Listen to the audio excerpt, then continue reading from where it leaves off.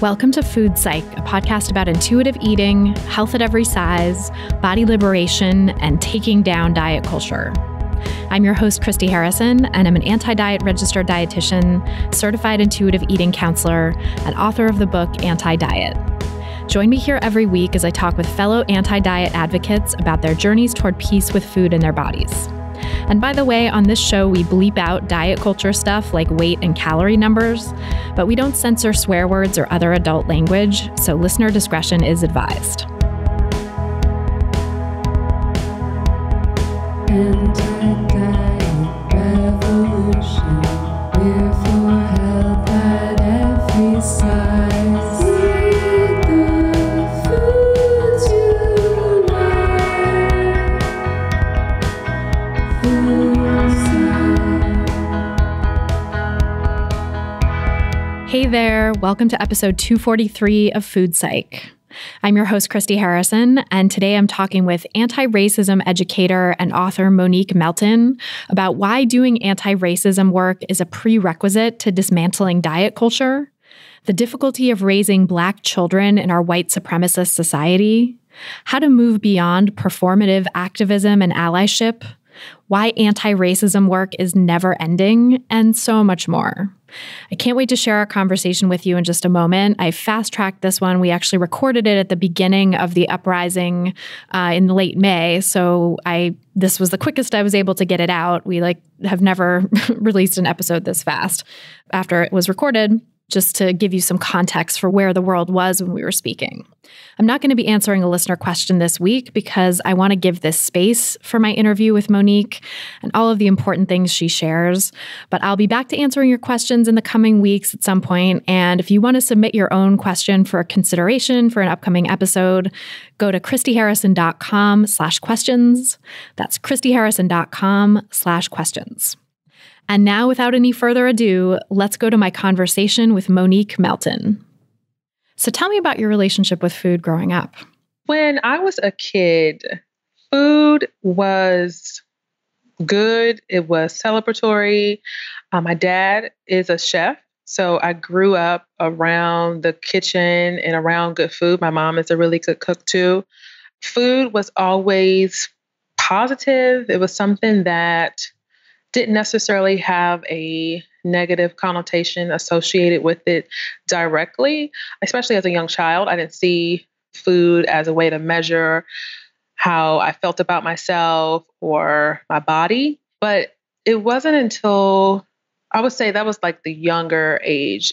But when I started getting into middle school and, changes with my body, and I can recall certain comments that my parents would make about how my sister and I, so I have two sisters, and how my one sister and I, we had similar frames and we were thicker than my oldest sister. And I remember my mom would make comments about how we were her, big girls. And it wasn't like it was a compliment, but it wasn't necessarily supposed to be an insult. It was more like a joke. But I remember beginning to equate that with the comments that sometimes my parents would make about the amount of food that we would eat. And that was close, like I said, that was more in the middle school years. And then I, was comparing myself to my classmates, and I wasn't as thin as some of the classmates. And I began to make that connection between what I was eating and my body. And if I change what I eat, then I could change my body.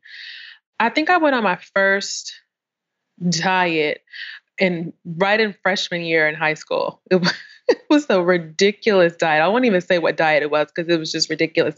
But I remember me and it was another girl who were on this diet. She was she was this short Asian, just right, like we're in the same class, sitting right next to each other, young girl, and we're both comparing notes on this diet. And that was my first time making a intentional and deliberate attempt to shrink my body. And, I still would say that over the years and over time, like even throughout high school and college, food was still celebratory. Food was still something that was supposed to be good. It was supposed to taste good. It was supposed to be pleasurable.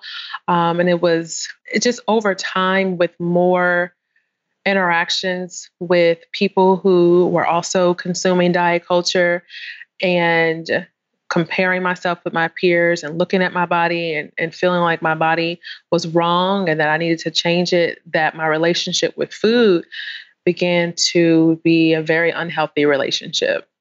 But when I think back to my childhood, like my dad would barbecue, and my dad is the best person on the earth who can barbecue. Like there's just no one else who can barbecue like my dad.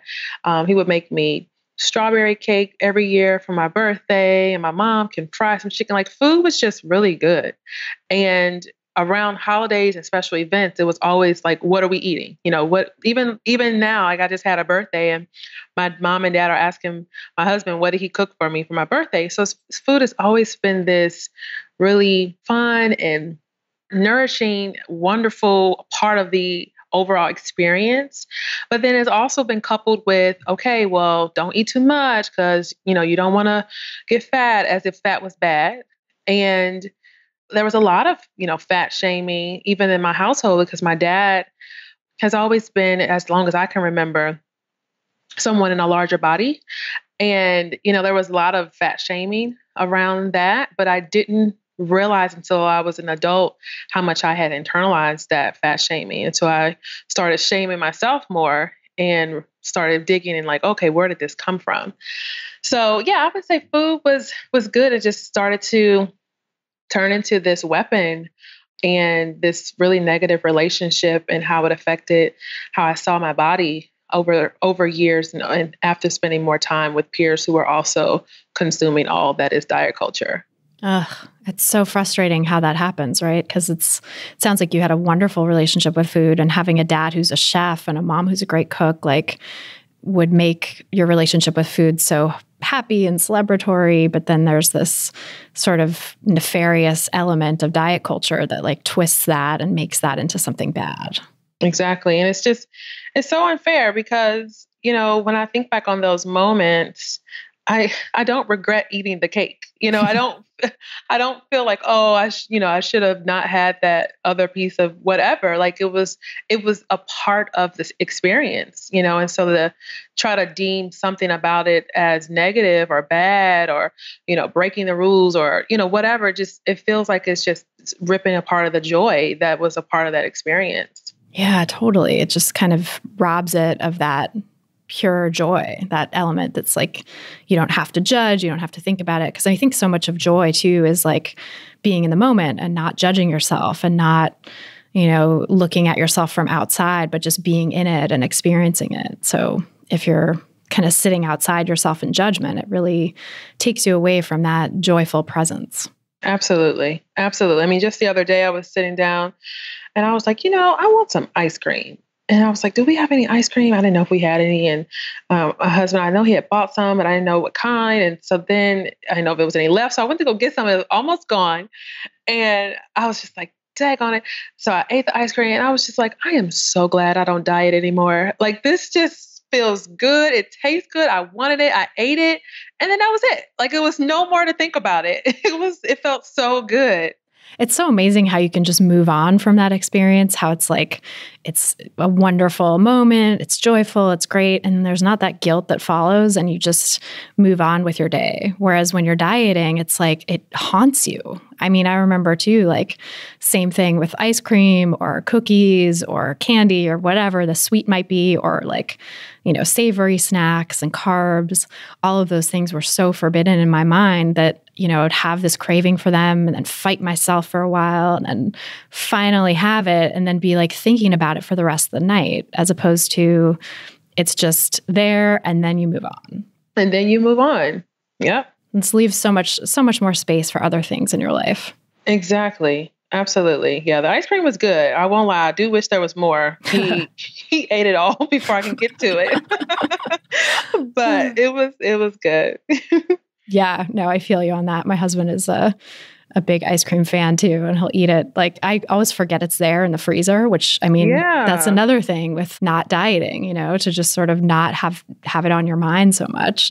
And then, he gets it before I can get in sometimes. And then he eats it. He knows it's there. He knows. I love it. So funny. Well, so how did you get from, I want to sort of go through that whole experience of like being in diet culture and then coming out of it. Because it sounds like you were really in it in high school. And from what you said, it sounds like it kind of started to creep in more and more over the years. So, oh yeah. Oh my goodness. Whew. I have, I'm telling you, from high school until probably really just the last 2 years, I have been deeply invested in diet culture in every shape of the word. Everything from internalizing my own anti-Blackness and hating my body and wanting to change my body and wishing that it was different and that it was something wrong with how it was and needing to control and tame it and avoid, anything that would even remotely make my body bigger or softer or anything. And so, I ran track in high school. I was not fast, so let's not get ahead of ourselves, but I ran track in high school all 4 years. And I'll never forget this. I went to high school in a very large school, and it was the end of the day. And so everybody was pretty much, heading out. And I remember walking in one of the hallways, and there was this group of girls that were running. And I'm like, what are they running for? And I didn't realize that they were part of the track team, but they were conditioning inside because of the weather. It was cold outside. And I was like, well, what? Maybe I can do this too. And they were like, yeah, and come on. And I'm like, okay. So I started, not that moment, I didn't just like drop my backpack and start running, but that would be funny. But I ended up being on the track team. And the reason why, though, was to lose weight. I wanted to lose weight, and I did. I lost a ton of weight. And when I was in high school, I wasn't in what you would look at today, like, oh, she's in a, larger body, or how all of that, even how you frame it is just full of nuance. But to me, my body was too big. It just was taking up too much space. And so I wanted to shrink it. And so, I was one size, and I went down several sizes in a matter of a year. It was very noticeable. And so I ran track. And then once track was over in the summer, I would train and condition, like over the summer in the heat. I would, run or do heels, and I would diet. I would restrict. I used to work with my dad at the place that he was working at during that time. And I would be around all this yummy food every single day. I mean, dessert, donuts, just everything. And I just remember being like, don't eat the biscuit, or don't eat this. Or if I did, it would just make me feel guilty. And I was always afraid of like gaining the weight. I would get on the scale all the time and, work out. Or I remember one of my teachers saying, like, I just did all these things. And I was doing this, some of this, the things I was doing, I was embarrassed. So I did them in secrecy. Like, my parents didn't know I was doing this stuff, and I didn't share it with my peers. But the affirmation that I was getting about my body, and how people would be like, wow, look at you, and all that praise. So my freshman year in high school, I started running, and then I kept it, maintain the restrictive eating in order to try to keep my body a certain size pretty much throughout the course of high school. And I remember one summer getting ready to start back the school year, I was getting ready to come inside. I had on some really short shorts because I felt confident at that point. When my body was in a smaller size, I somehow felt like that was okay to show my legs at that point.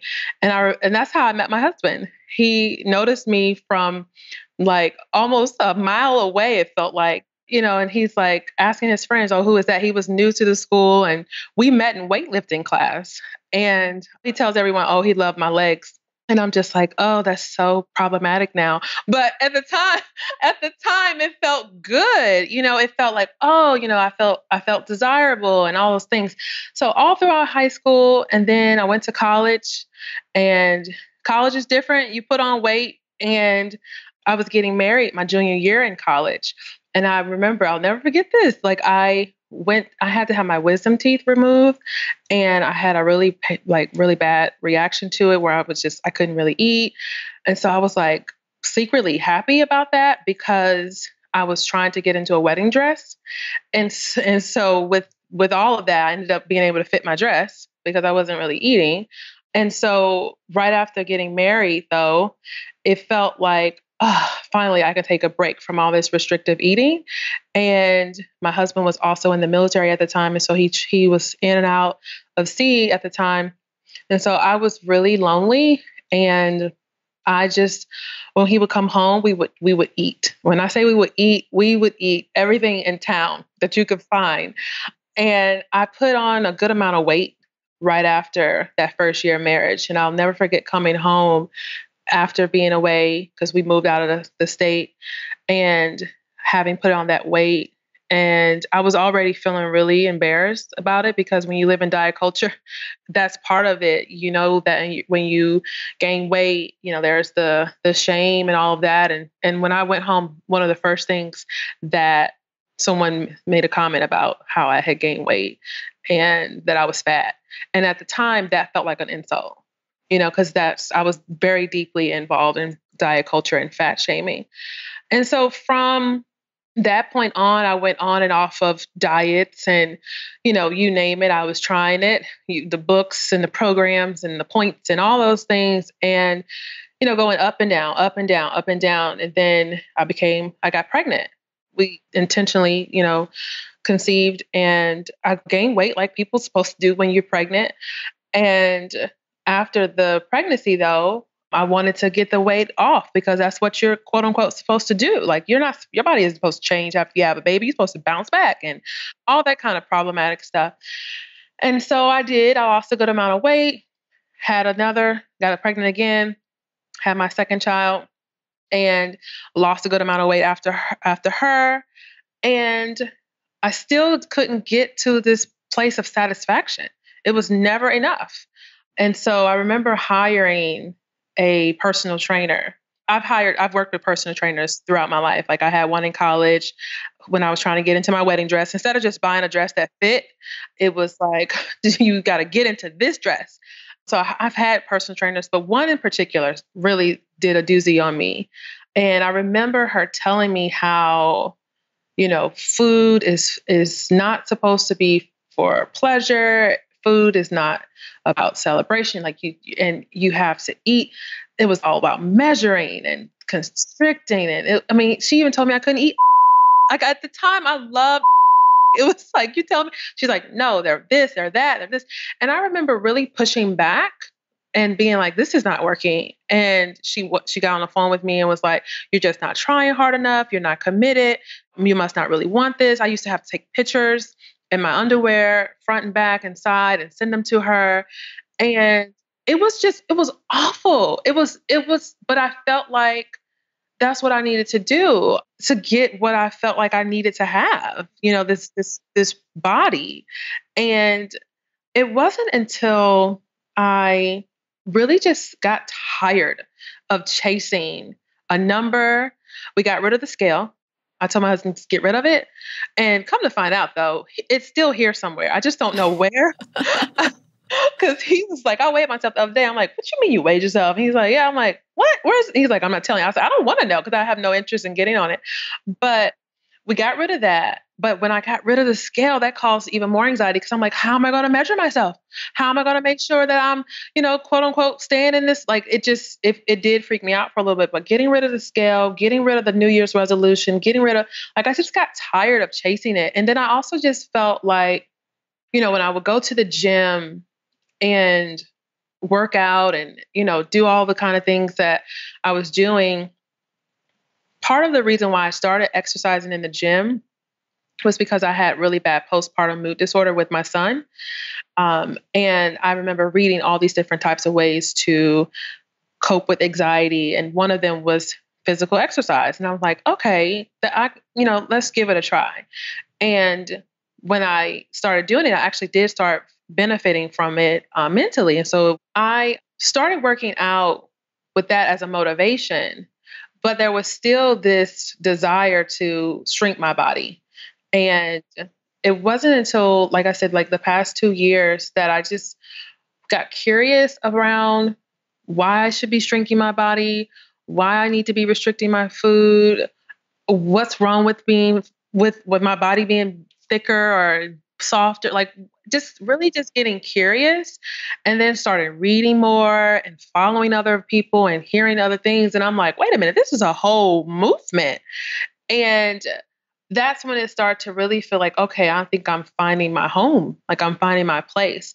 But it doesn't mean that like all the thoughts just went away at that time. I still was, contemplating, doing this or that type of whatever. Like I was still very much still need to change my body. Like, okay, we can do intuitive eating only if that also means I'm going to shrink my body. That was what my initial approach with it. I was like, okay, is this some sham? Like I just was so like skeptical of it. Like, is this just for people who have just can't be disciplined enough to follow a diet? And I'm like, no, ma'am, it's certainly not that. But I was very skeptical, but just over the time being really curious about why I was doing what I was doing, why I was believing what I was believing. And also along with my own unpacking my own internalized anti-Blackness and seeing how diet culture and all of that is rooted in white supremacy. That, if anything, that jolted me to even more so surrender diet culture and really embrace myself and my body and everything that comes with that. So it's been a back and forth, very bumpy road. There's still a lot of, remnants there, but thankfully my husband is really supportive and we'll both say, point out like diet culture or I was listening to your book one day and it was on it was on the speaker and my son came down. He was like, are they talking about diet culture? I'm like, yeah, buddy. Like, it's becoming this whole like family affair. That is so cool to hear. I love that so much. And it's so awesome to hear that your husband's really involved with rejecting diet culture too, because I was curious when you were talking about meeting him in high school, when you were in a smaller body and him liking your legs and all of that stuff, which is the case for, I think, so many people who get together with their partners when they're in a dieting place, right? And then sort of how you move through that in your marriage, in your partnership, like while, where you're healing your relationship with your body and kind of bringing him along. Like, how did that sort of start to unfold? Yeah, that's a great question. So when we were in high school, we were, just young kids in love. And when I went to college, he went to the Navy. So we were apart for a good amount of time and we would only, see each other, on occasions. And one thing he never did until this day made it a point to address or notice my weight gain. Like and I remember being upset with him after our first year of marriage of like, why didn't you tell me I was gaining all this weight?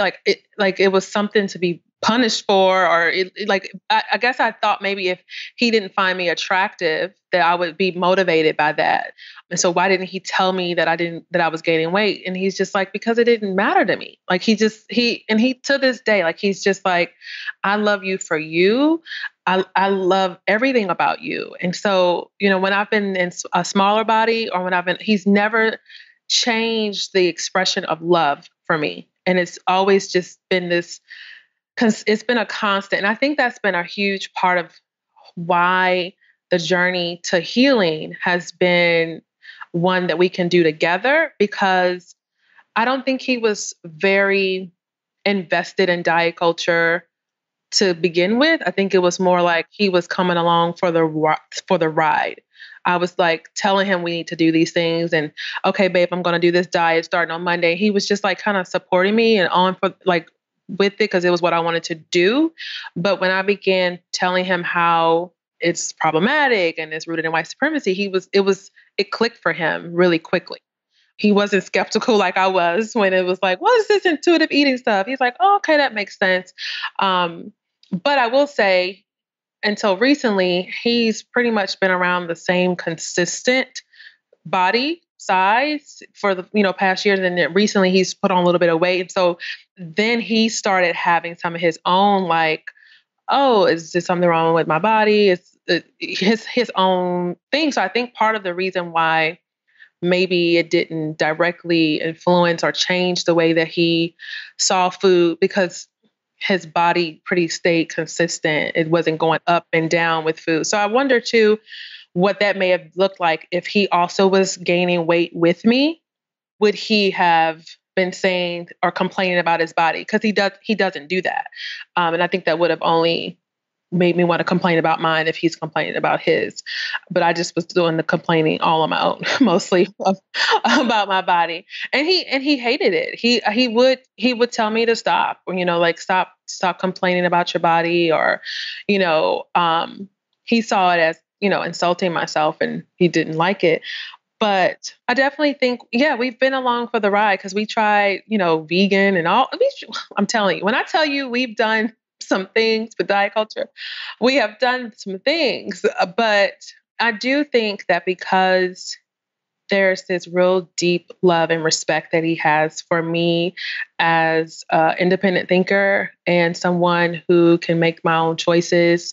And he doesn't try to force or persuade me to do what he thinks I need to do. If I plead the case or share with, he's going to pretty much he'll go in the support role. The only thing he wasn't that supportive of is me wanting to open a child care center in our house. He was like, no, I'll support you with everything else, but not that. No. And I'm glad he didn't, because I don't want to take care of people's kids like that. Especially now with a post-COVID world. Oof. No, this was before I became a mom, so I didn't know any better at all. You didn't know what you would have been in for. No. Mm-mm. But that's awesome. It sounds like he's so supportive and just such a good person. He really is. How lucky that you stumbled into him. I tell you, I walked into weightlifting class, and there he was, and there I was. And we've been together ever since. He really, truly is an amazing human being. That is so sweet. Oh my God. I'm tearing up. I could talk about him all, because he has been there with me. I'm telling you, like, the highs, the lows, the in-betweens. We've been there together. We've been through medical scares on both ends. Like, it's just, we've been through a lot of just life. And even during this COVID, my dad was asking, how are we doing? Like, is there tension? And we both looked at each other like, we are doing great. Like, we have our moments. We're not perfect, but we have a lot of love and respect for one another. That's the key, right? It's like, yes, love and respect above all. And I mean, having kids too, I can imagine that comes in handy, the love and respect for each other through that, because I don't have kids of my own yet, but from what I've seen from parent friends going through it, it's like that will really test a relationship. To the millionth percent. Mm-hmm. Yes, it will. It really, which is why I'm really glad that we had a good amount of time to be just us. It was almost 5 years of being married before we decided that we wanted to get pregnant. And thankfully we had absolutely no problems getting pregnant. We started, and then it was like, oh, I'm pregnant both times. And I'm so thankful for that. But it did rock our world. Even, it rocked it completely. I'm sure. Yeah, it completely changes things. And I'm curious from like the food and body perspective, how that unfolded for you. Because it sounds like you got deeper into diet culture after the first child, like wanting to quote unquote get your body back. How did your journey out of diet culture kind of coincide with having another kid and raising kids and their relationship with food? Like, because it sounds like now your kids are like on board and know what diet culture is and are like against it, which is very cool. Yeah. I did not get out of this whole diet culture gaze until after my second child. So I was very much, but like I said, most in the beginning, I would find myself feeling embarrassed about the measures that I was taking to try to shrink my body. And so that attempt to do some of this in secrecy, it transcended into my process of trying to shrink my body after having kids, because I knew what I was doing and how I was feeling about my body was not something that I wanted my children to do or to see me do.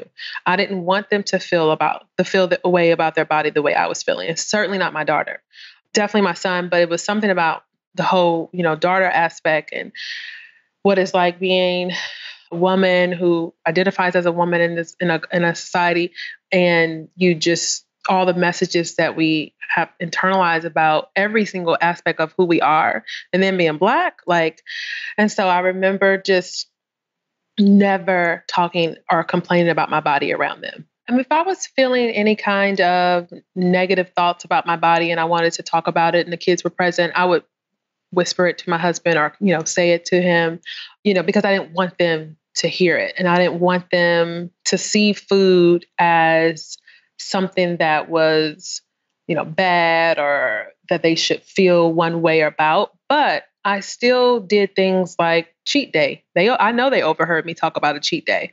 Or I would say things like healthy versus unhealthy, or this is good, or, I would say I definitely would infer and directly express the moral hierarchy of food around them. And, there were certain foods that were like absolutely not coming in my house, because they weren't quote unquote good and all of that. And so I have released all of that, especially with COVID. I mean, you just be thankful you got some food, okay? Like, you don't have time to be worried about if it's organic or fresh or locally sourced, whatever. Just make sure you have some food, get out of the store as quickly as possible, come home, wipe it down, wash your hands. Like, it's just it's a whole nother thing. But the kids, I have talked to them and corrected them when they might make a joke about something being fat, and as if it's like a bad thing. I'll talk to them about that and why that's wrong.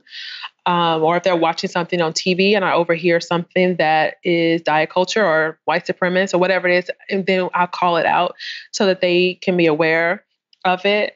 But, they're still young. So it's one of those things where I'm trying to shape and influence their understanding with food and their bodies in a culture that wants them to believe something completely different. And so it's like, I know I can't shield them from it, but if I can just give them some tools to combat it and to operate it in the culture without being consumed or defined by it, I hope that I can, which is why I'm even more eager to build my toolbox and to sharpen and to have better knowledge and understanding around it to help and pass along to them.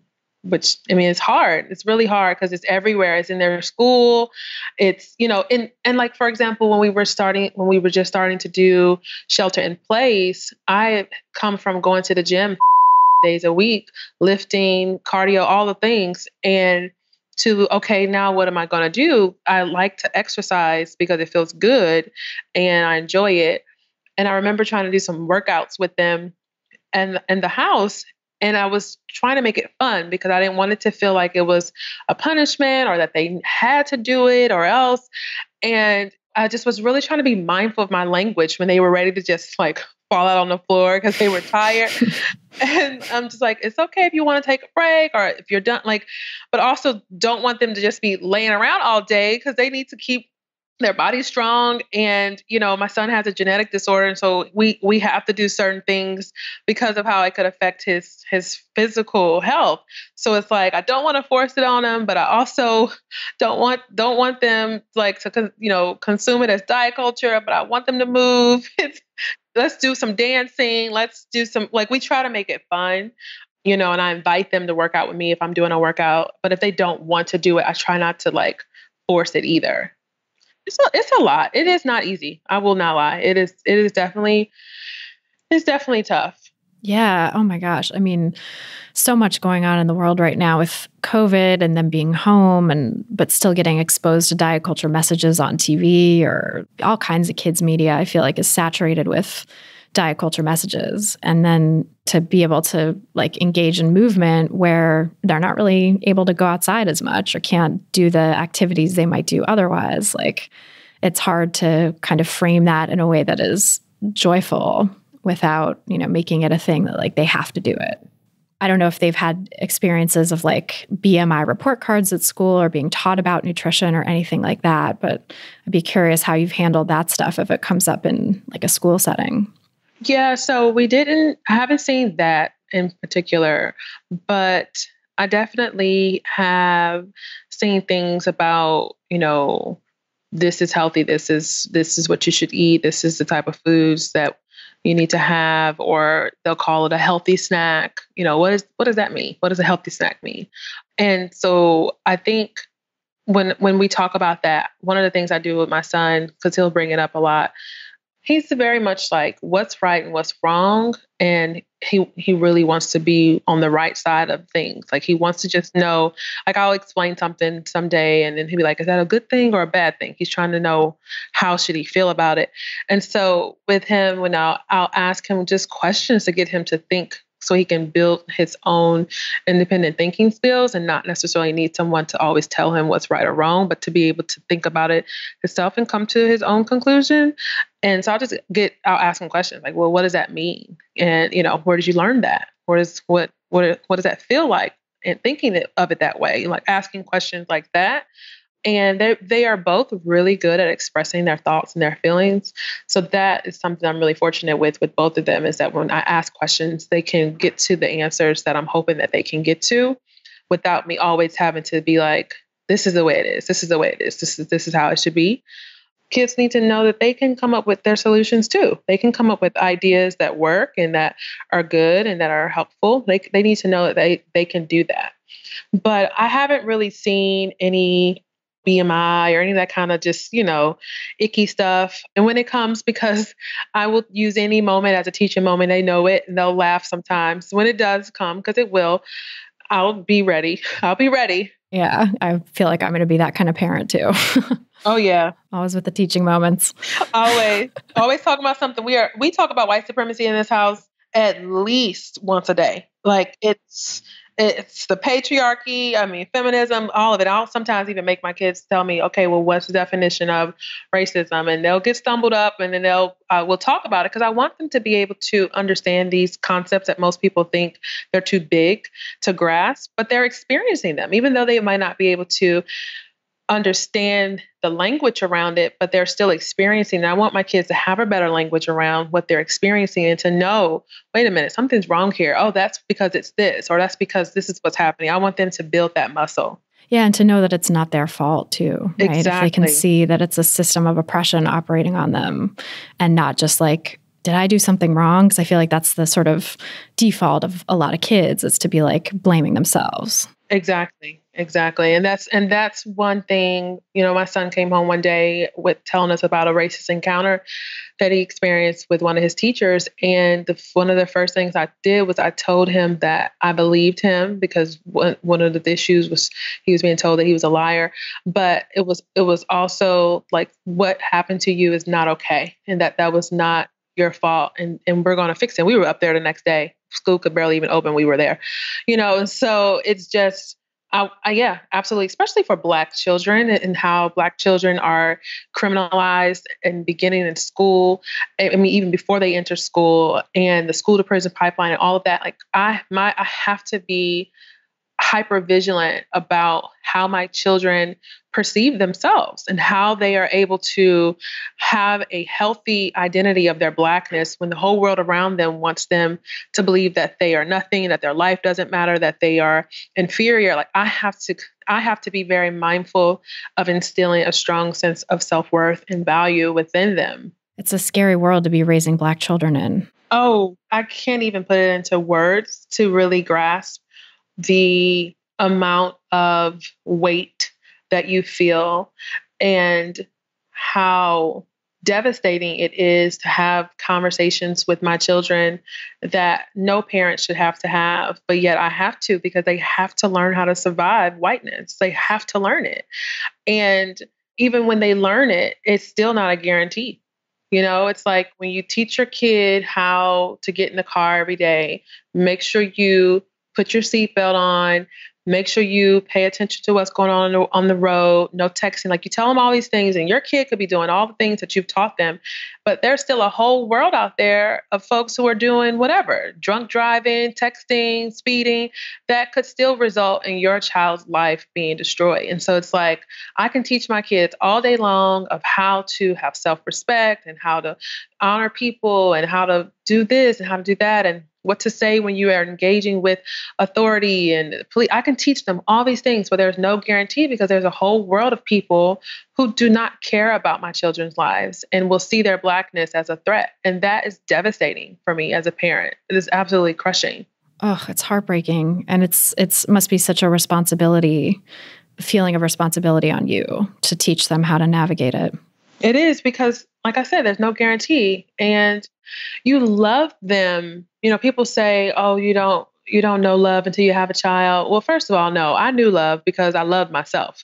And I loved my husband. But the type of love that you have for a child it's something that you want to protect. You want what's best. And you love them enough to do anything you possibly can to ensure that they have everything that they need, and you do all you can. But when you're black and you're trying to love and take care of a black child, what that looks like is brutal.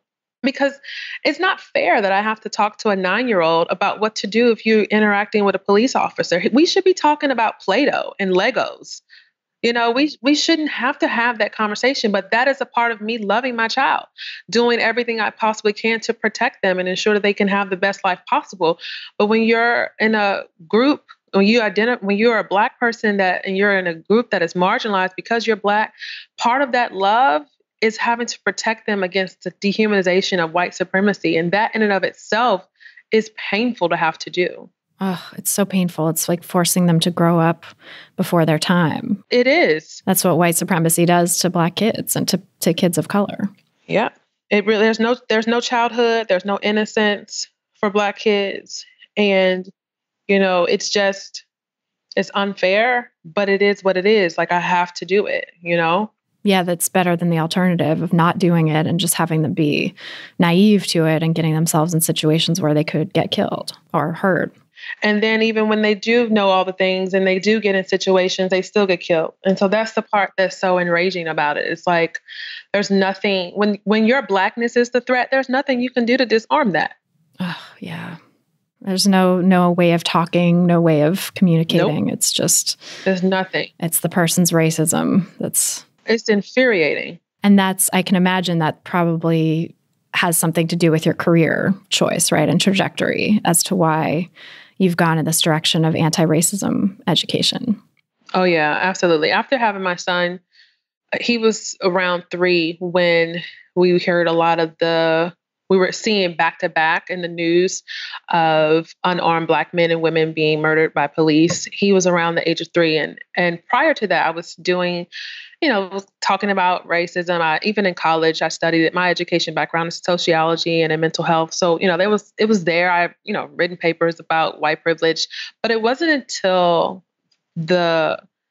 seeing and hearing about one after another Black man, woman, transgender person being murdered by police and at the hands of white supremacy, that my 3-year-old son no longer was this 3-year-old little chubby little thing. It was, oh, wait a minute. This target on his back that I've always known was there. It wasn't like I didn't see it, but it was so glaring.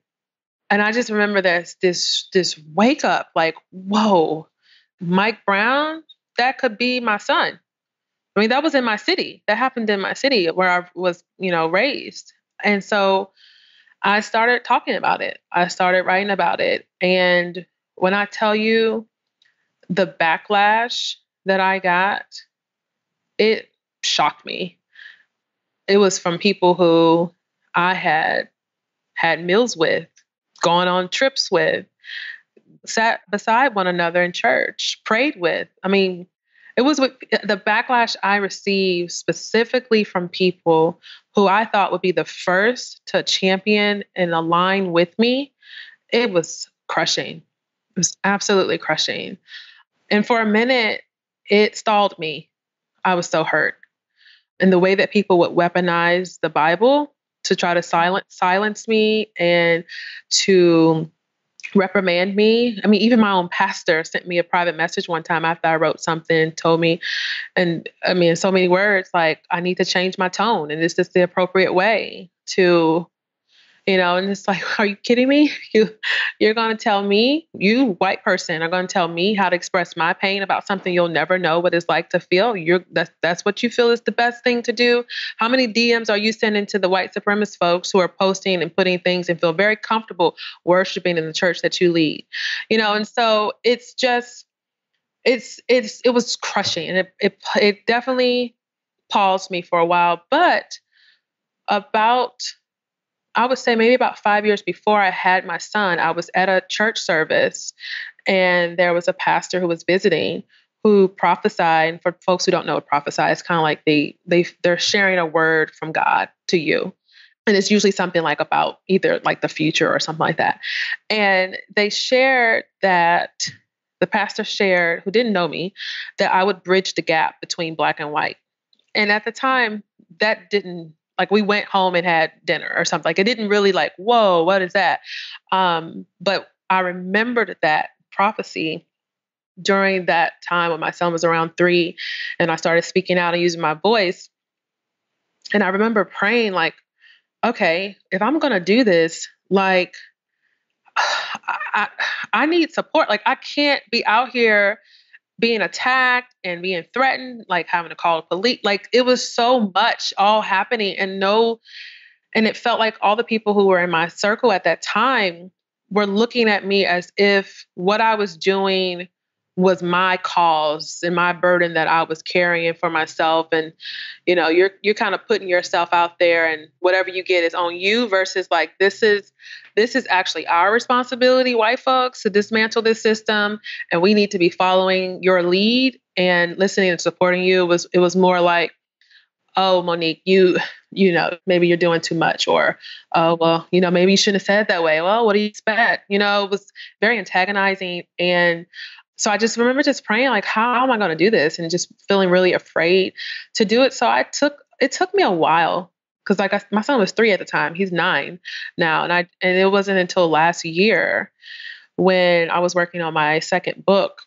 And in the book, I was talking about, 2018. I take that back. It was 2018 when I was working on my second book. And the book itself is this very deep process of excavating your beliefs and uncovering who you truly are, and breaking free from all the different things that you've tried to identify yourself as that are actually painful and that are causing harm. And so it's this whole, it's a very beautiful but painful process that came like as a divine download. And when I wrote about it, I said, okay, I won't put anything in this book that I won't be willing to do myself. And so I did it. I was doing the work, and I was crying, and I was in therapy, but in doing the work while also still using my voice, still being afraid to use my voice, losing a lot of friends and relationships, and hurting. Like, I just kept doing it. I just kept going, because that call, I knew I was called to this work, and I couldn't, in writing the book. And I remember just spending time and praying and just hearing from God. And not like the white male Christian God, like not that God, but just, just really praying and connecting and feeling like this is what I'm called to do. And I know God will give me everything that I need to do it. And so just like in 2018, I was like, all right, I'm going to do this. And I'm not going to stop. And that was when I launched my first group program. It was 3 people, and we went through an anti-racism course that I created, and I had a guest lecturer who to this day is still a part of my program that I do. It's gone from like a 6-week to now 12-week full workbooks and worksheets and videos, and like it's a whole situation. But I just, I look back to that Monique that was so afraid to do this and afraid of losing friends and losing opportunities and clients and my children being hurt or all those things. And those are still real fears as far as like my children and my own safety. But as far as like the friends and, clients and all that, they already left. They've left and I'm still here. It didn't destroy me. It hurt.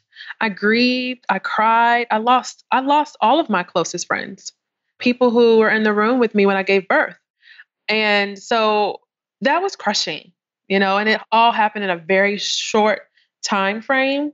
But it just made me really look at everything in my life. It made me look at every single belief. And so the same thing that I challenge white people to do when they're doing this work about uncovering your beliefs and unpacking and doing the inner work, I was doing it too. And I still do it. So when I tell them how disorienting it is, I'm speaking from experience. When I tell them that you're going to lose friends, I'm speaking from experience. But I also know that the alternative of not doing this work means that the oppressive systems remain and my life is still in jeopardy and my children's life is still in jeopardy. And so the alternative is no longer an option for me. And it shouldn't be for you either, or anyone else who's holding white privilege. And so there's work for all of us to do. My work as a Black woman looks like healing from internalized white supremacy. That process is very different than what a white person needs to engage in when doing the work of anti-racism and white supremacy. But all of us have work to do to change this reality. So yeah, it's been this whole evolution. I've changed the person who I was 2 years ago and the person I am now. I love her. I'm grateful she got me to where I am now, but I don't want to go back. I love who I am. I love me so much. And it sounds like you really followed your intuition of what was important to you and what you felt called to speak out about. And I can empathize with the pain. I mean, I don't know, of course, the pain of being Black and having to go through that additional layer of racism being heaped on you for expressing your views. But I've definitely lost friends in speaking out about anti-diet stuff and health at every size. And, people I used to work with writing about diet culture and working as a dietitian in diet culture, I'm not really close with anymore, really lost touch with. And I can only imagine how much more painful it is when you're so personally implicated and invested in the work. And then there are these people that you're so close with and were present at the birth of your child and they don't support you and they don't get it. That is crushing. Yeah, because the thing about diet culture is that's not your identity. My Blackness is my identity. When I show up in a room, I'm Black. And when I go to bed, when I wake up. And so, when I'm doing the work to dismantle and to do all these things, at the end of the day, when people say no to anti-racism, you're saying no to my humanity, and as much as these other systems of oppression cause significant pain, they all have roots in white supremacy. Diet culture. Yeah. All of it. Capitalism, diet culture, ableism, ageism.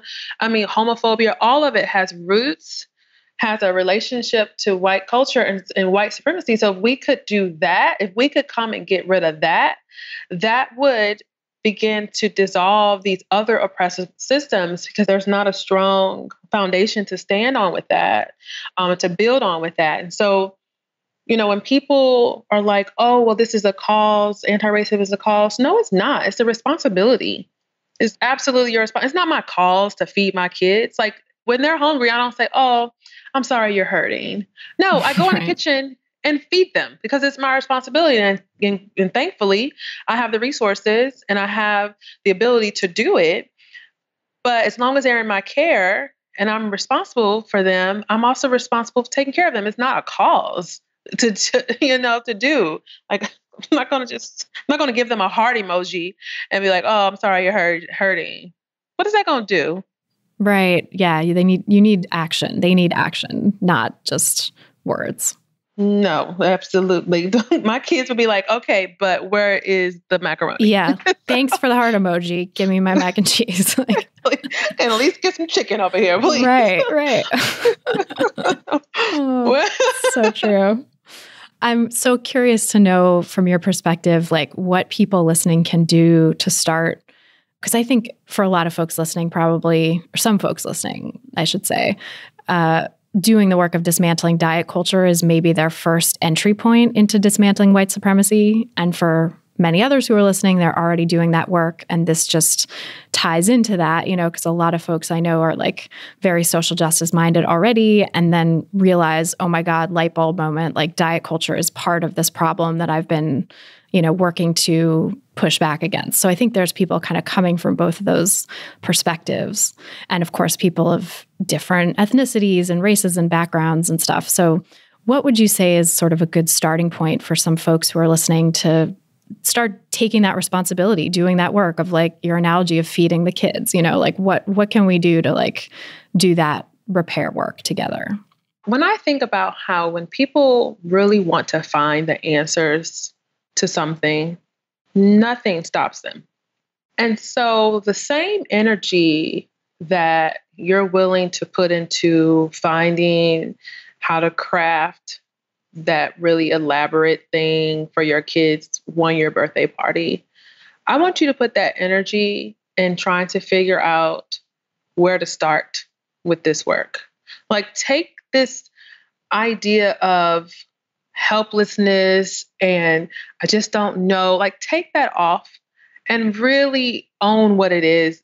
I just don't want to do it. I don't want to have to face myself. I don't want to have to face my family. I don't want to have to face my complacency in this system.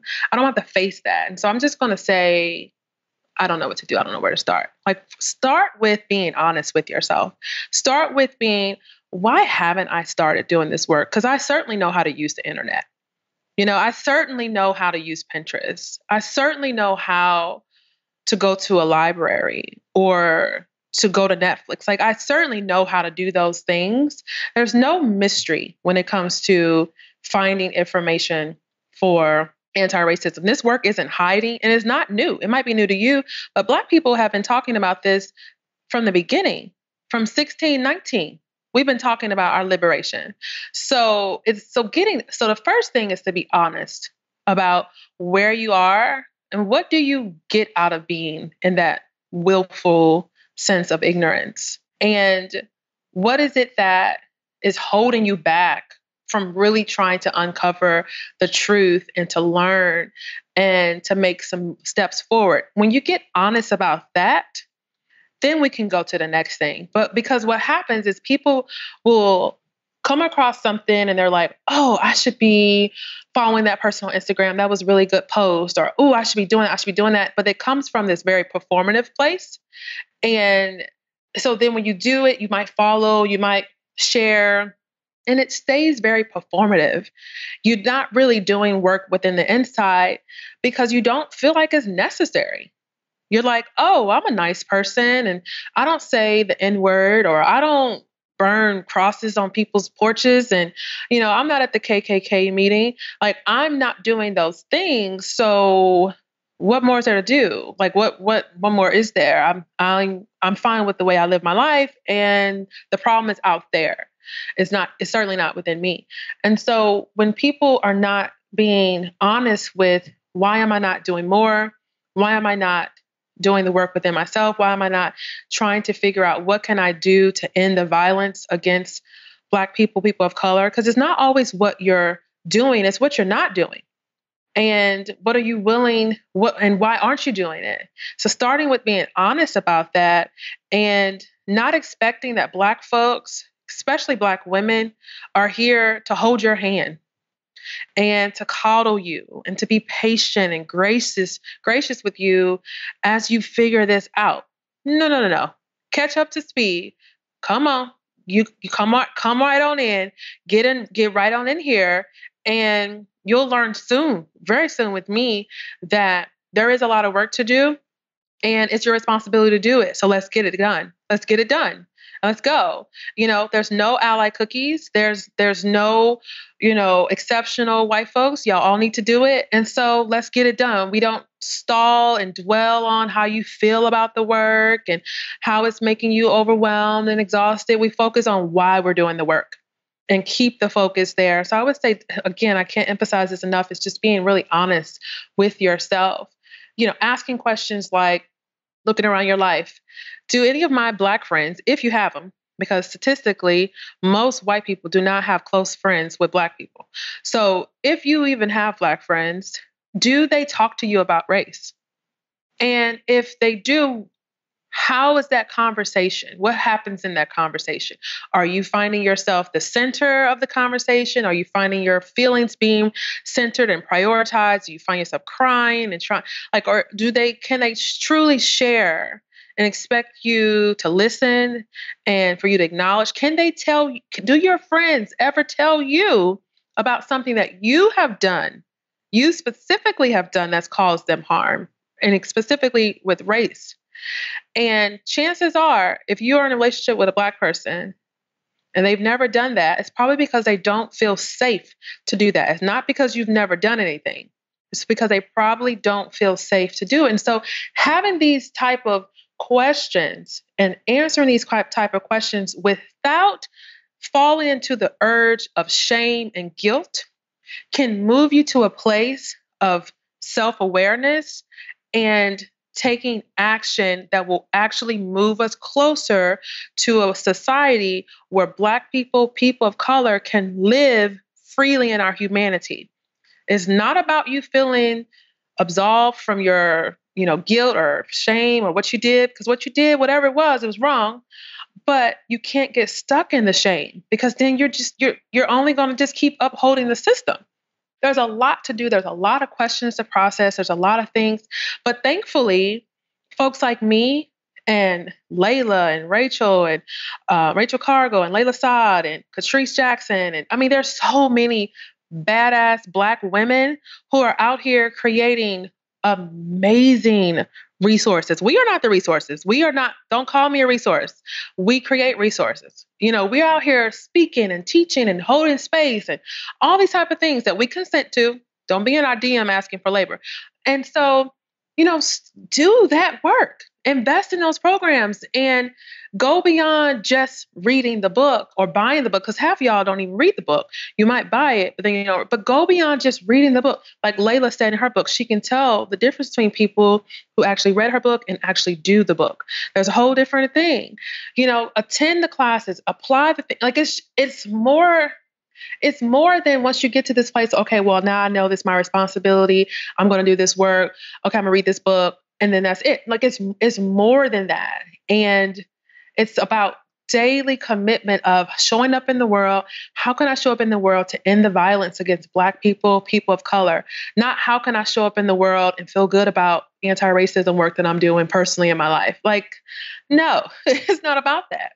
Yeah, I know. And I was sharing with you a little bit off mic or before we started recording that it was, I was realizing lately with this latest wave of police brutality or murders of Black people and all of that I did a lot of work years ago when I first started doing Health at Every Size work. And Health at Every Size is so committed to, thanks to the labor of Black people and people of color in the movement, has really started to focus on social justice and anti-racism and bringing that in and integrating that with Health at Every Size. And so did a bunch of trainings and, felt like, okay, I'm good, and moved forward, reading books and reading on social media and sharing social media and kind of feeling and giving money or doing other little things like that, but not really continuing to do that work of workshops and journaling and, the unlearning that has to continue happening over time. And so I'm recommitting to that now because I think that feeling like you've just done it and it's behind you and it's okay, took that class, next on the list, check that box, is just not good enough. It's just not actually doing the work. No. And that has everything to do with understanding your motives behind doing the work. Because if you're doing the work to feel enlightened or to feel educated or to feel more aware or to be seen as someone who is progressive and, aligned with activism and justice work, if you're doing this work for any of those reasons or for any other reason than to end the violence against Black people and people of color and to make sure that we live in a equitable and just society where resources are shared equitably, if you're not doing it for that, whenever you achieve the thing that you're doing, whether it be, oh, I learned the thing or I did the thing or I got the class, whenever you check that off, you'll stop. Because if you're doing it to end the violence against Black people, people of color, if you're doing this so that power and resources are redistributed and shared equitably, if you're doing this work so that we can live freely in our humanity, you won't stop.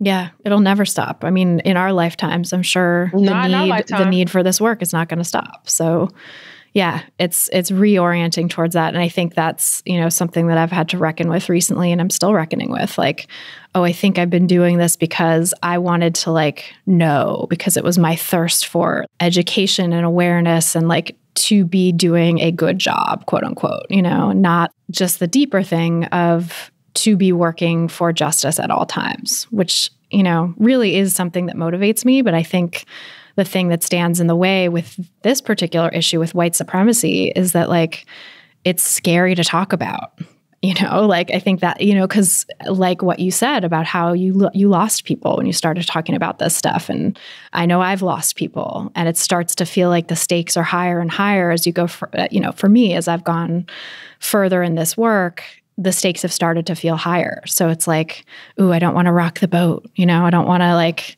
say too much, or I'll say it over here on this platform, but not on this platform. Mm-hmm. Yeah. And that's why I always tell white people, nothing's higher, nothing's more significant, nothing is more painful than living in a world that at any given moment, your life could be destroyed because you're Black or because of your identity. There's no stakes higher than that. And so the reason why the stakes are so high for us to just live, to just walk in our neighborhood, is because y'all won't do the work. Because it's too uncomfortable. It's too inconvenient. So, and the people, when I think about the people that I lost, they were in my life for a moment, for a reason, but I had to shed those relationships. I wouldn't been able to heal from my own internalized anti-Blackness if I had stayed in those relationships as they were. And, for white folks, what I tell is that you don't just cut off the people and just be like, okay, well, I'm done with them, because then I have to deal with them. Some y'all got to collect y'all people, but it is painful to lose relationships across the board. That hurts. And there's a lot to process with that. But what I do know, though, is that as you do this work, you begin to build relationships with people who also value the humanity of Black folks and people of color enough to commit to anti-racism beyond what's easy and what's comfortable. You begin to build relationships and build a community with people who have the core value of humanity as something that they actually live from, and so that's a beautiful part of that. It's this community begins to build amongst people who really do value the sanctity of life and of humanity. And you push each other, you pull each other, you do the work. Because I tell my students, if your friends are coddling you when I call you out in class, that's the wrong place to go to and process this, because you need to be somewhere where folks are like, okay, I heard what you said. Now let's process this. Let's do the work. Let's follow the formula, because we don't want to just get swept back into white culture, white supremacy, and centering ourselves and our interests and our intentions over Black people's lives and our pain and our suffering. So, there's just a lot of redirecting and shifting of perspective. And it is not an overnight process. And it's not an easy process. I won't pretend that it is, but it's a necessary process. And it's, a process that requires constant recommitment and coming back to, and discomfort over and over again. I think that you can think that it's I think I thought the discomfort was over when I went through the first part of it, the first unlearning and the first relearning. And, it's just realizing that no, the discomfort is going to be there all the time. And that Always. is important. And that shows you that you're at your edge. I tell my students, everyone has a threshold. Everyone has a place that they get to when they're like, all right, this is as far as I'm going to go. For some people, it's a like on Instagram. You're going to get a like, and that's all they got for you. For some people, it's maybe buying the book, and they don't read it, but they bought it. For some people, it's taking a class. Maybe it's being a part of a program or donating money, whatever the thing is. But everyone has a threshold. And the goal isn't to get to the threshold and stop. The goal is to figure out what obstacles are holding you back from pushing through that threshold. You're going to have to constantly keep pushing. And ongoing accountability is a necessary part of that. And I see it in my work because my programs are set up in different ways. And you get to this point where there's Unity Over Comfort 2.0 that is only for people who have gone through the Shine Box and Unity Over Comfort 1.0. And there's this new level of accountability there. And I asked each of them to tell me like what this experience has been like in comparison to Unity Over Comfort. And they're like, it is night and day. I thought my life was changed from Unity Over Comfort. And here we are, like a whole new mind-blowing experience. And it's just, again, the threshold. We keep pushing it and we keep pushing it. And I keep challenging them and pulling it out because that might be 1 hour out of the week. But you got the rest of the whole week to consume and to be influenced by white supremacy and everywhere you go. There's no way that it's going to just work out of your system and stay that way just from reading a book. Like that's just impossible. Yeah, that's such a good point. It's like you have to build a bulwark. I mean, as I'm always saying too, with diet culture, it's like you have to build this bulwark and this place to come back to that is anti-diet so that you can weather the storm of being out in diet culture all the time. And it's the same with racism. Like we're in white supremacist culture all the time. So you have to build that bulwark and have that community of anti-racist work and people who will push you and people who can hold you accountable in order to go out and, face that white supremacist onslaught without being totally sucked back in. And you probably will get a little sucked back in. Oh, you will. Oh, you will. I mean, my class, we meet every week and there's something they do every time. Every single time. Every time. Somebody's apologizing for something. I'm calling something out. Like it's every time. But I tell them like, that's to be expected. That's what you pay me to do, to help you pull out. So that when you're out there interacting with other folks, you'll cause less harm. Like let's process it here in class, teach you, pull it out, do the things. And then maybe when you go and interact with your friends or your Black, whatever folks, that's one less thing, hopefully, that you'll do or you'll be more aware of. And that means that we benefit, Black folks, people of color. When y'all do this work, we benefit. Oh my gosh, I love this so much and could talk to you forever, but I also want to be mindful of your time. So we've been talking forever. I know. Oh my God, it was so good. Went by so fast. Can you tell us where people can learn more about your work and sign up for your classes and your podcast and all the great things you offer?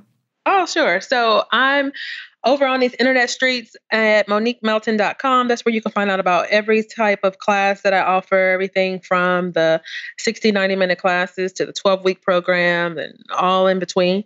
And I have something for also parents. It's a kids course on how to talk to kids about race. All that stuff is on my website. And then over on the social media, in the social media land, I'm in Instagram. That's where you can find me at Mo Motivate. Go there. And now I'm going to tell you, when you go over to my Instagram, you can follow me all day long. That's fine. But make sure you read the story highlights. Start here.